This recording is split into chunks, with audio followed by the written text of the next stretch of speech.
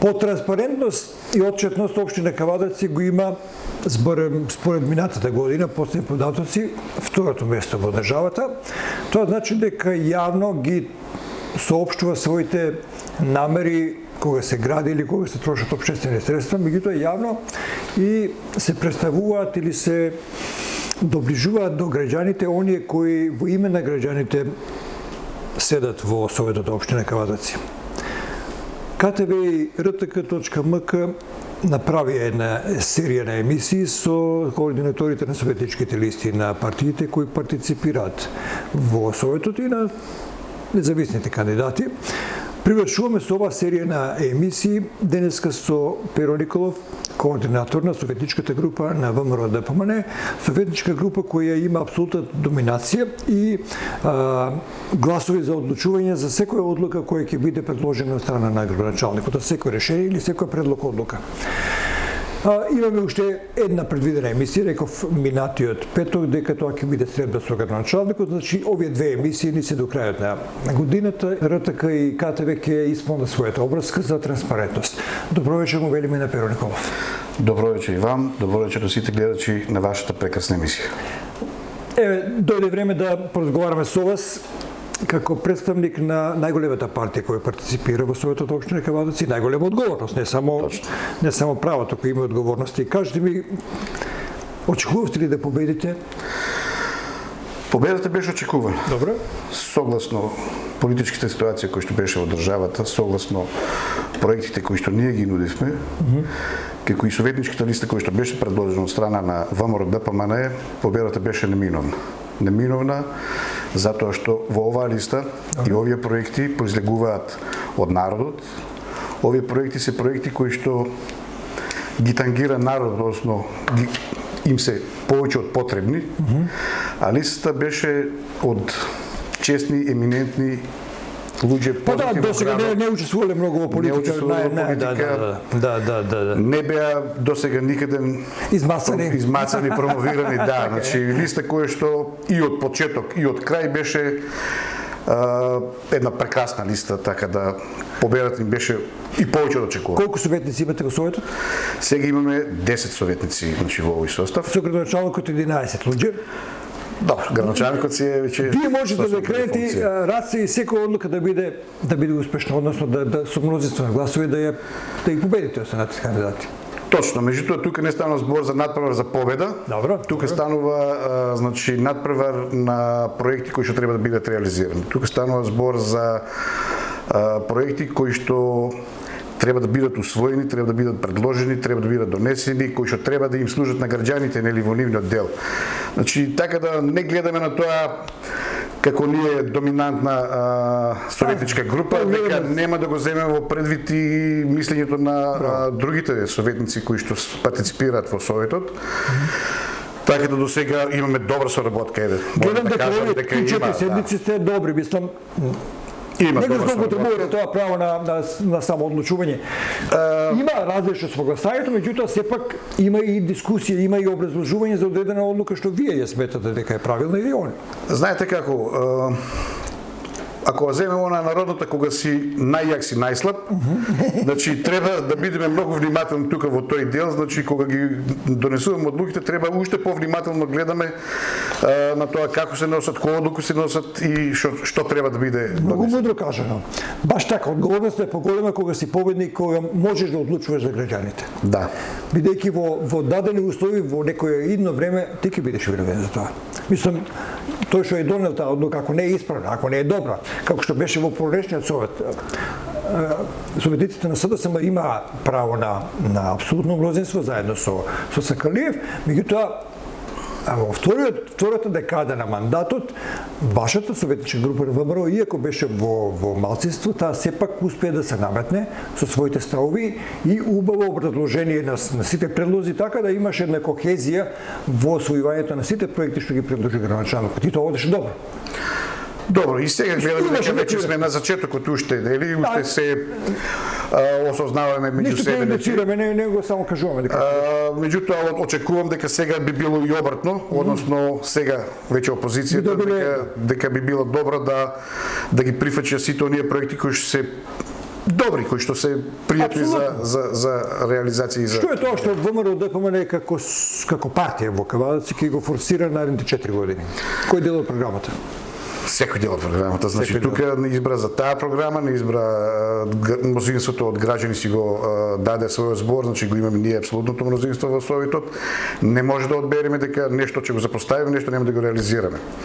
Ако земеме во предвид дека претходната програма на ВМРО ДПМН и градоначалникот Митко Јанчев беше реализирана за 2,5 години, ја не гледам причина зашто да не би го продолжили исто темпо, па и да го зголемиме темпото, да ги реализираме проекти што порано, да оставиме простор за проекти кои што не сме ги предвиделе, а во текот на работењето или во текот на мислењето на граѓаните би биле проектирани во овој 4-годишен мандат.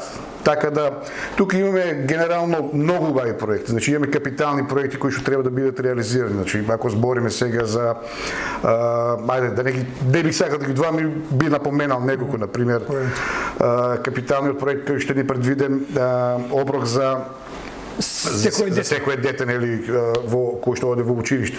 Значи тоа не е само проект кој што треба да бидат растаретени родителите од буџет, него тоа е проект според мене кој што ќе им ствара на младите навика за здрава исхрана. Значи тоа е втората поента која што уште подобра во овој дел на проектот. Капиталниот проект кој што е предвиден или поврзувањето Марински уши со Дрекслер Мајер, стар за дом за стари лица. Тоа е добра работа.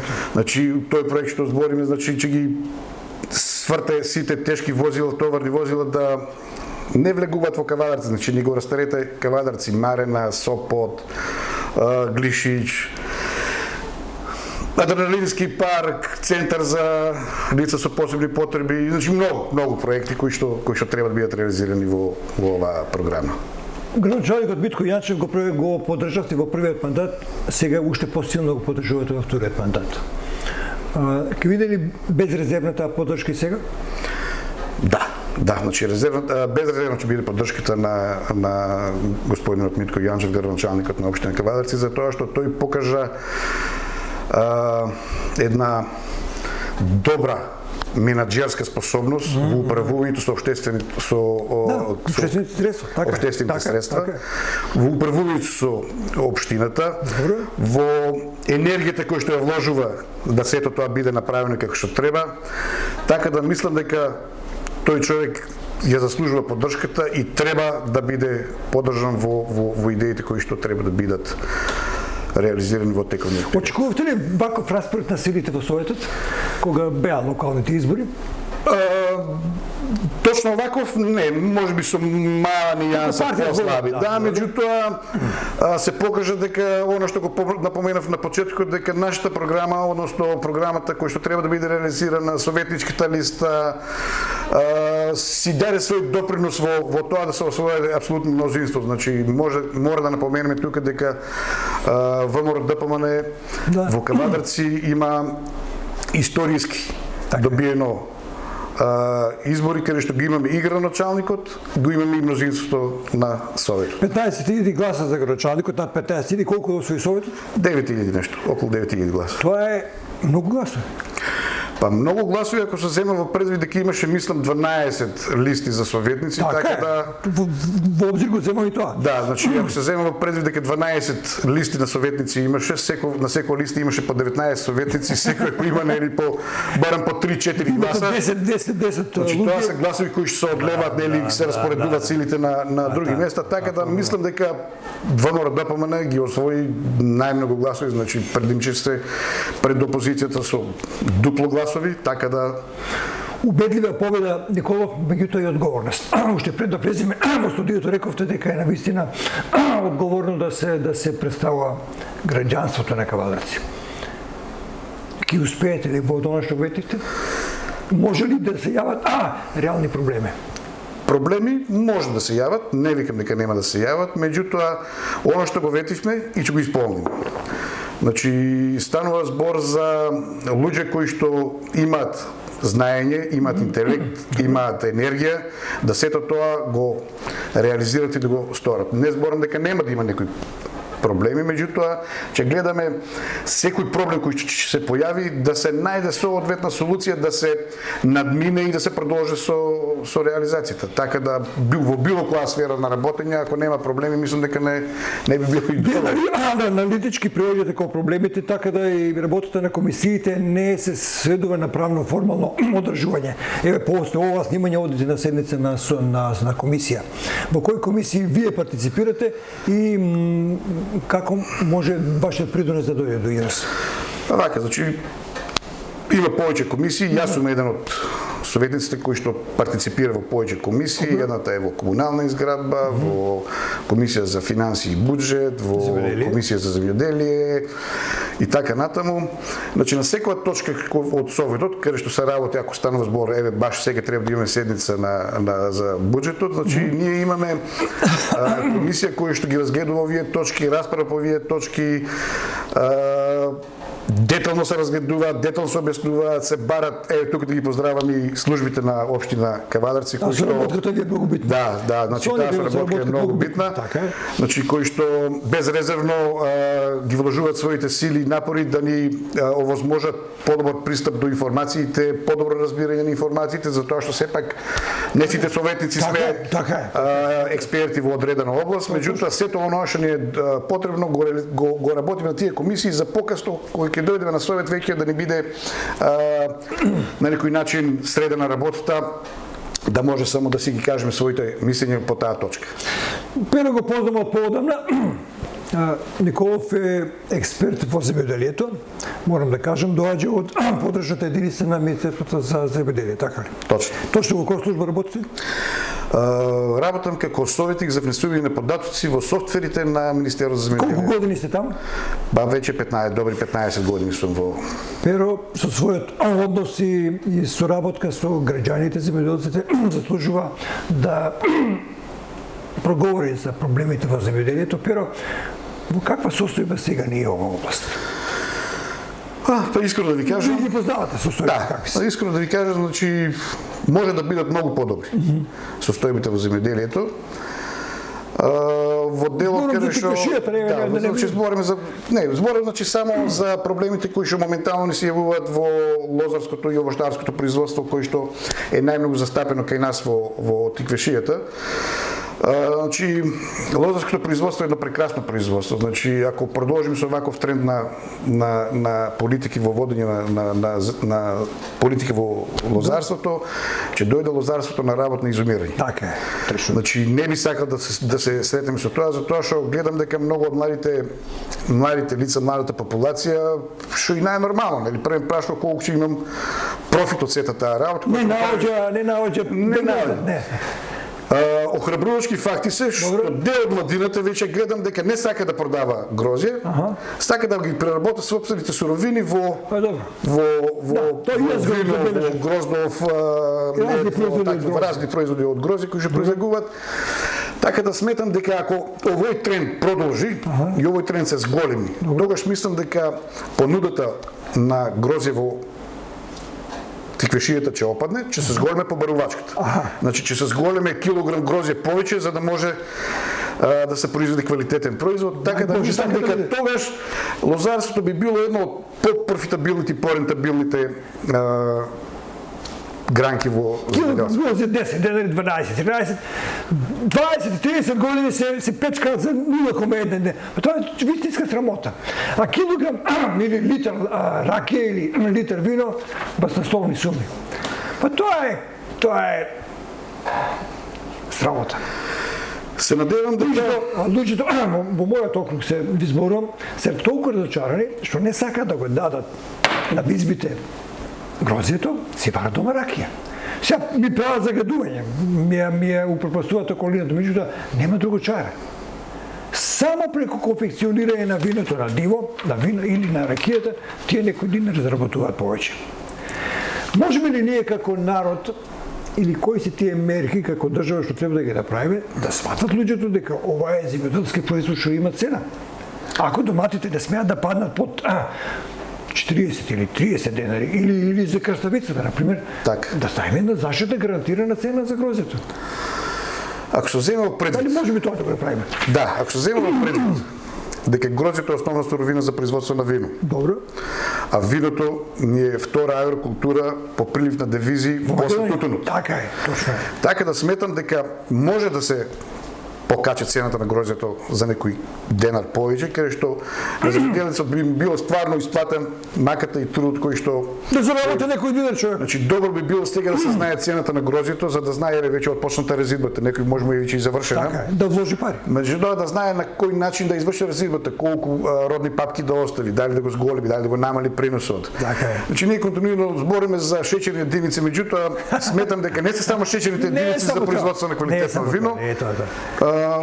Имајќи прилика да ги посетам некои винарски визби во Италија, во Хрватска, во Франција. Добре. Значи таму се бара кога се прави збор за добро вино, се бара рамнотежа со вински киселини, сови материи, шеќери. Значи има многу Финеси. параметри кои што треба да бидат запазени. Така да сметам дека може да се направи, значи еве како проекти кои што ние ги планираме сега во Советот се едукација на земјоделци за да може тоа да се направи. Предвидени е нели винската дестилерија Тоа е одлична работа. да се направи, каде што високото грозе кои што континуирано го пројавуваат винарските визби дека го има, да се складира, да се прави вински дестилат кој што покасно ќе може да Да се се употреби за други работи. Така да со тој проект ако се реализира, ќе го растеретиме пазарот со грозе. Така да нема да мора тој што нема. Треба многу големи вишоци. Да, тоа вишок на грозе што тој и нема да можа да биде биде. оптеретена и винарската визба, ќе си го Така е. биде предадена во дестилеријата и ќе си биде сето тоа без хаотични откупни сезони во. Нема ни една во бедна дискусијата. сезона на откуп на грози. Значи, жално е кога ги гледаш земјоделците како се натоварени трактори со прекрасно грозе, кога го гледаш црно жужел, жолто алтан и само се шета од откупен до откупен пункт да може да го предаде. Сиромас, така, овенати. Да, буквално и на крајот кога ќе го видиш самото лице на Теме земјоделецот. како гламија. Ова година нема ни вода за наводнување.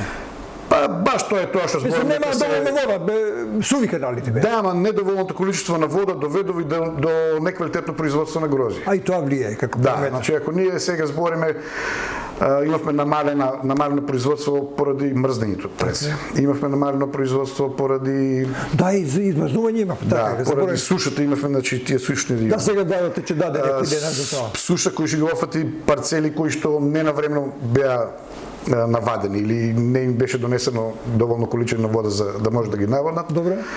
Значи сето тоа влие и на квалитет на грозјето. Така е. Значи, имаме незрело грозје, имаме суво грозје, него сакат винарските визби што е нормално, Да, кога се сакат мора да купат. добра сакат. суровина, да. Така да сметам дека може да се подобри, ама тука генерално треба централната власт да преземе поголеми ригорозни мерки во делот Похрабри на- секој, да, така е, на така е, на така е, управување со така е, водите, така е, подобрување така на каналите, зголемување на каналската мрежа и така. Сега се централизирано во Скопје. Може ли тука да биде водостопанство така, па каналите да ги одржуваат наши луѓе? Има некои такви идеи, такви струи во општината, шанса да се доведе управувањето на системите за водоснабдување како што беше порано во општините. Да, тоа би било едно од подобрите. Добро? Онака, Не, чисто размислувам. меѓутоа, сметам дека не е битно у моментов дали е централно или локално. Битно е дека и од локално, еве имаме ние нели како Има искуство, да, така. искуство, че од локално може да се делува на централно ниво, да се доведат средства, да се донесат средства и да се Употреба употреба да, во да, во тоа. Значи мислам дека не е тоа баш најголемата пречка и пресудна, значи се бара само поголем ангажман и поголема изработка на проекти, значи за да можеш Апсолутно. некои средства да ги бараш, мора да имаш добар одржан проект. Така е, издржан. Кога сме кај земјоделието, во Росман чув дека градоначалникот избоксувал во наводници исплата на 2 или 3 денари за измрзнување. Или обештетување 20%. Има ли такво нешто во Кавадарци? Очекуваме, значи, пошто Таа имаше општина се пошто чита веста на интернет портал. Смислам дека беше на втората седница го усвоивме нели оно што беше елаборатот за измрзнување кој што беше спроведен така во беше, општина да. Кавадарци, значи Се работи за истиот период на да, значи за истиот период, значи различен период остави, затоа што беше таму измрзнување на вошките, овде беше штети предизвикани од суша. Така. И вие направивте еден елаборат за таа работа. Предходниот состав, градоначалникот Митко Јанчев успеал да направат да приберат податоци, да го направат тој елборат колку луѓе имат оштетено и така натаму. И беше тој усвоен и предаден сега до централната власт на усвојување за да може да ги одобри. Има ли шанса тие пари да ги добијат земјоделците? Јас се надевам дека има. И зошто да нема? Значи, мислам дека штетите кои ќе им се нанесени на земјоделците од мрзањето и од сушата ќе влечат последици во наредните години. Значи, нема да биде баш само таа година. Има ли добар катастар на земјоделското производство кај нас? За сега имаме добар катастар, значи тоа е еден од проектите кој што јас го почнав да го спроведувам. Добро. Уште од 2011 година. Значи тоа се вика систем за идентификација на земјишни парцели, кој што е имплементиран во Министерството за земјоделие. Значи тука ни се обележени сите парцели, независно дали се работи за лозарско, воштарско производство, дали е празна парцела, дали е шума, дали е нива, ливада, необработиво земјиште и така натаму. Значи имаме една добра основа каде што внатре имаме и податоци кои што ни говорат кој тип на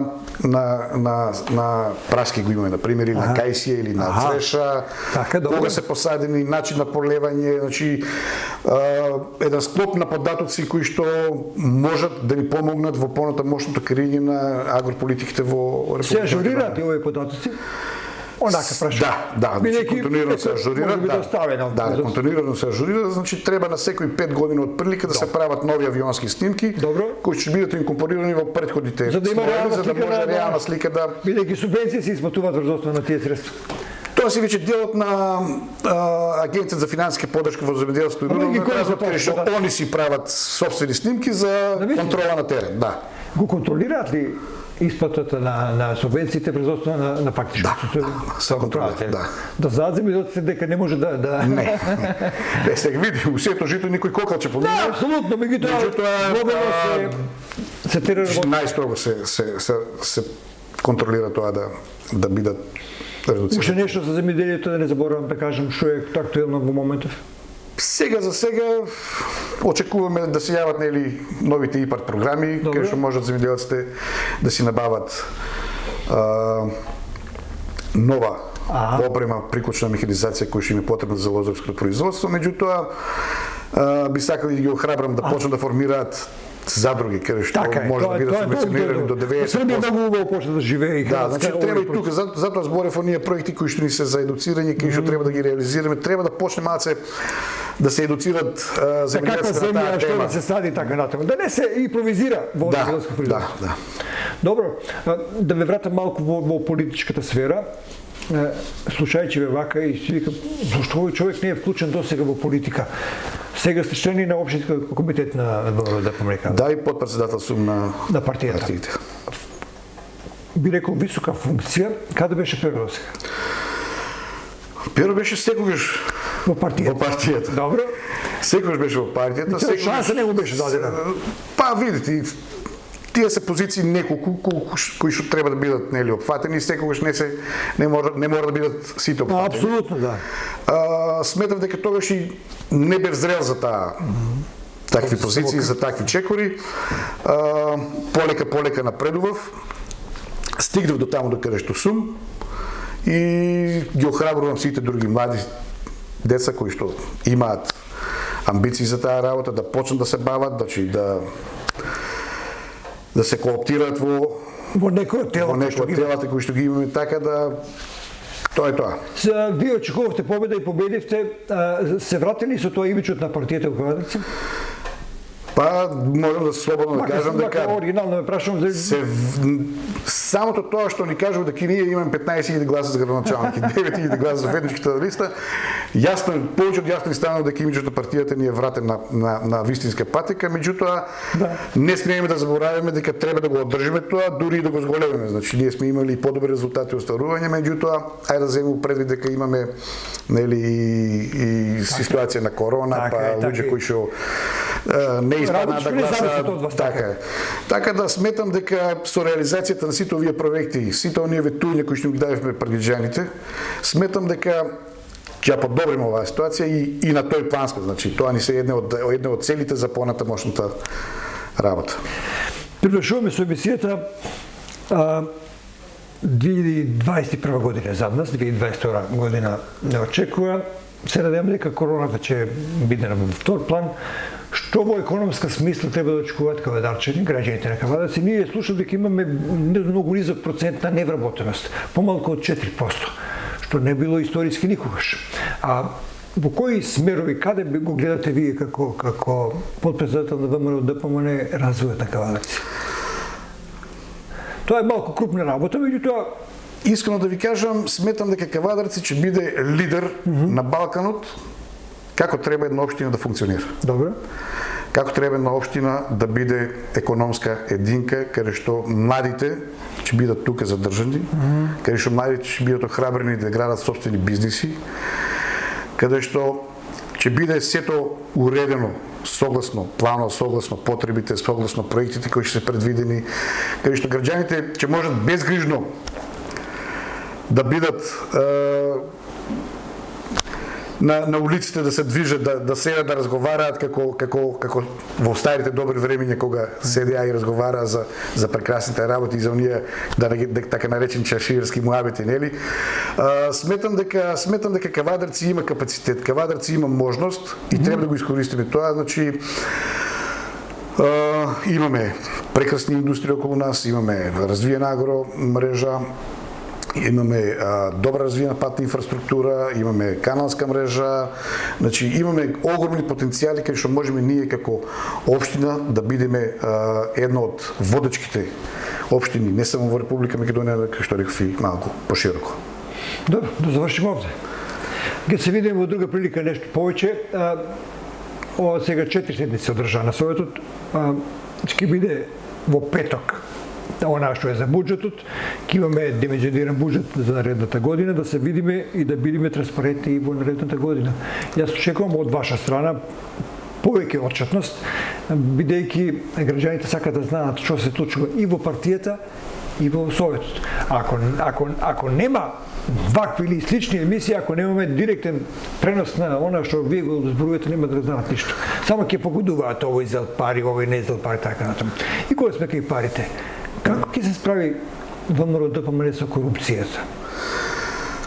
Па видите. Тоа е рак рана во општеството. Тоа е рак рана. Значи, може да кажеме дека ВМРО ДПМН континуирано зборува за коруптивноста во власта, во системот воопшто, значи. Значи континуирано зборува, континуирано се бори, значи континуирано е по телевизиите да зборува дека постои тоа, дека треба се искорени.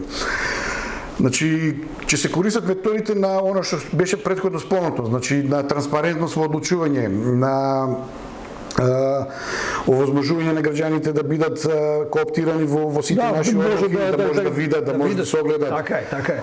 Значи демократизација на самиот процес на одлучување. Значи сето е тоа оно што ќе не доведе до намалување на таа, односно искоренување на корупцијата во системите. Вашиот лидер сега оди по градовите и буквално бара отчетно за неколку месечното работи на градоначалниците на ВМРО ДПМН. Што е еден исто така од факторите дека секојаш гледа некој како работи другиот. Точно, значи тоа ми се допаѓа, се контролира работата. Тоа е едно од добрите страни каде што не се оставени нели службите да работат онака како што сакат, него стално има некој кој што погледнува во тоа, во вашето работење, го следи, го прати и го А тоа ви поемаат да бидете поодговорни за секој поток. Во најмала рака, да. Меѓутоа можам слободно да кажам дека сегашниот состав, сегашните луѓе се прекрасни кои што до сега никогаш не биле нити имале нити некакви такви што е предност. Да.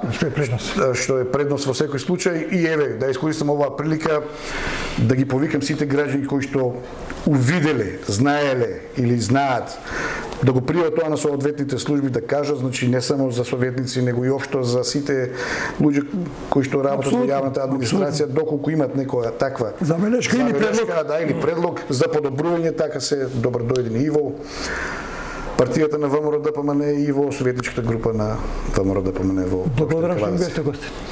Јас ви благодарам и вам и би сакал да искористам оваа прилика на сите ваши гледачи и наши граѓани да им ја честитам новата година и да им посакам среќни божични празници и да им посакам многу здравје, среќа, успех и љубов. И вам исто така многу успешна 2022 година.